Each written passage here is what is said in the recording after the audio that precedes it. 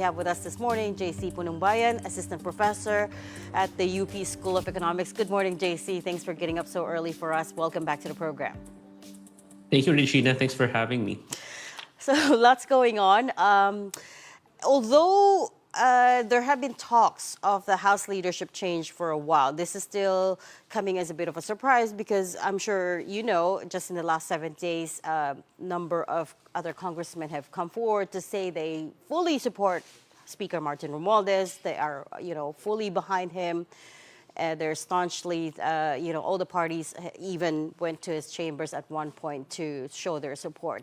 But what did you make of this? And is this going to be enough in terms of, redeeming the image of the lower house? Well, Regina, it's quite ordinary for the speaker to step down, especially if he or she loses the confidence of his or her colleagues.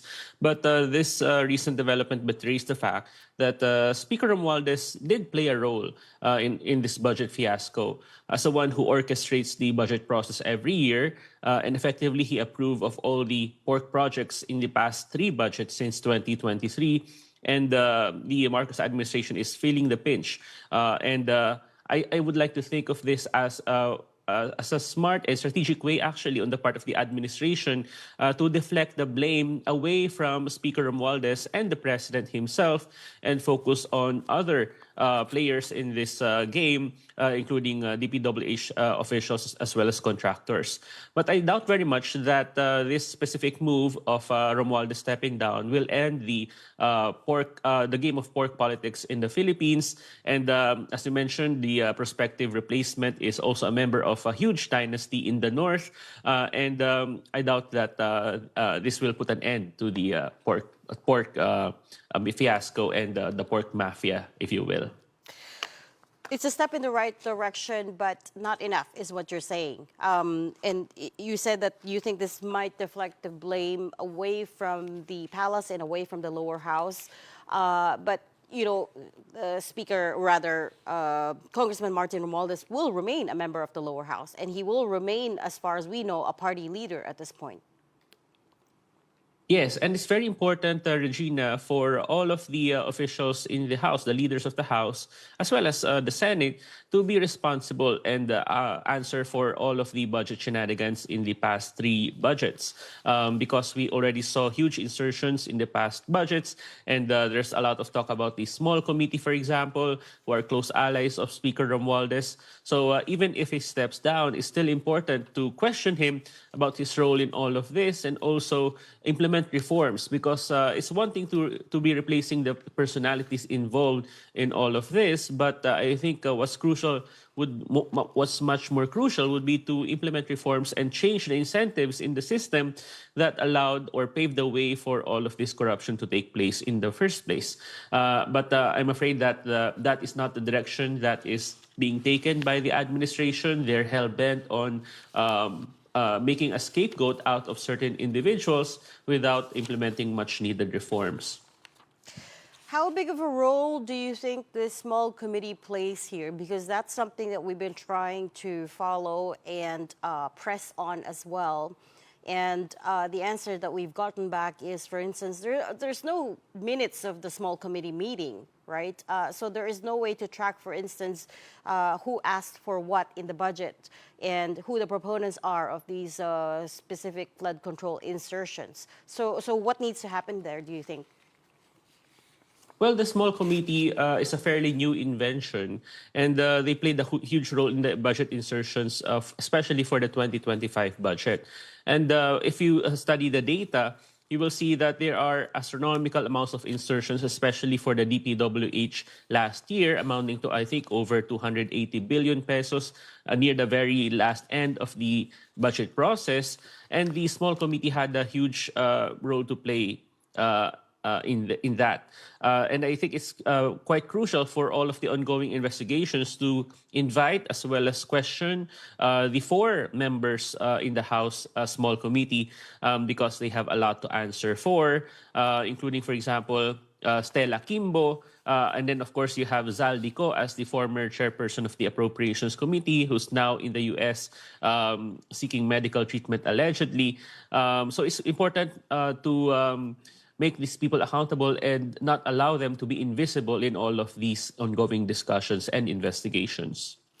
While you were talking there just now, JC, we got breaking news that Speaker Martin Romualdez will step down this afternoon, as confirmed by Congressman Ronnie Puno, speaking to a reporter at the House, Marian Enriquez. So there we have it, our first confirmation for this morning. Sorry, coming back to the small committee. So you want to exact more accountability from this small committee. But there seems to be a lot of hesitation on the part of the House to call in their colleagues. I know Congresswoman Stella Kimbo is now no longer in office, but the others are still there. The minority leader, Nonoy Libanan, is still there. Congressman Manix Dalipe is still there. What would you like to see specifically? If not for them to be summoned to the hearings, is there any paper trail that we can ask for? Well, only the members of this small committee will be able to answer that, and therefore it's quite crucial for them to be present in the investigations. Because the last thing we want happening is a repeat of this small committee, although they said that they have abolished this for this year.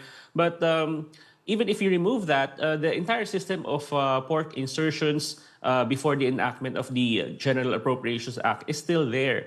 That's the thing I'm quite worried about, because we're talking of hundreds of billions of pesos, and the processes are not very transparent. In fact, in many places, they are very opaque, even until now. The fact that the House, for example, is conducting its own investigation, the Senate as well, when in fact some members of their these respective bodies are involved or implicated in pork insertions as well, it doesn't speak well of the credibility of these investigating bodies, that they are in fact investigating their own members. Until we're able to see that they're willing to question, to invite in question some of the key players in their own respective bodies, then I'm not holding my breath that much reform will emerge from all of this.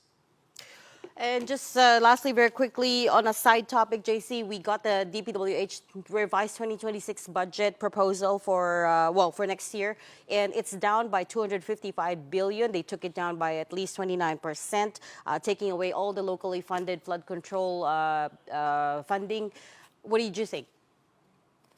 This is very revealing for me, because it speaks of the fact that they are again diverting the issue and focusing it on flood control projects, when in fact, when you look at the budget data, the bigger chunk of the pork pie would in fact be road networks. So why haven't they touched that, or why are they focusing intensely on flood control projects only? It's very telling for me that they are really kind of diverting the issue toward this specific topic and not really addressing this issue on a general.